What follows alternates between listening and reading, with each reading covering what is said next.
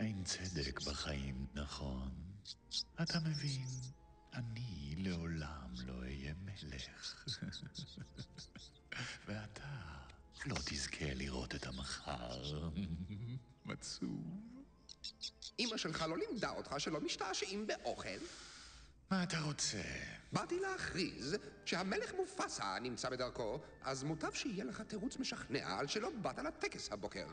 תראה, זזו בגללך הפסדתי ארוחה. תפסיד הרבה יותר כשהמלך יחסל איתך חשבון, הוא כועס כמו היפו מורעב. אני רועד מפחד. די סקאר, אל תסתכל בי כך. הצילו! סקאר, שחרר אותו. תזמון מושלם הוד מעלתך.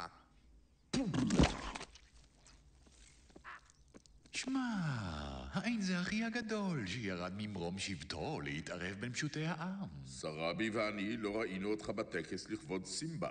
זה היה היום? אני מרגיש היום. פרח מזיכרוני. כן, בטח, גם עם ראש פורח כשלך, כאחיו של המלך היית צריך להיות ראשון בשורה. הייתי ראשון, עד שכדור הצמר הקטן נולד. כדור הצמר הזה הוא בני ומלכך בעתיד. מיד אחווה לו קידה.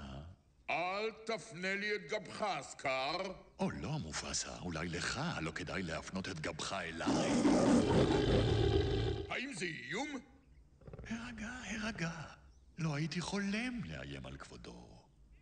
חבל, למה לא? כי אם מדברים על שכל, אני קיבלתי את חלק הארי. אבל אם מדובר בכוח ואלימות, לצערי אני יצאתי מקופח במקצת. בכל משפחה יש אחד כזה. אצלי אפילו שניים. והם תמיד מצליחים להרוס אירועים חגיגיים. מה אני עושה איתו? הוא יכול להיות שטיח יפה מאוד. זזו. חשוב על כך. כשהוא יתלכלך, תוכל לחבוט בו כרצונך.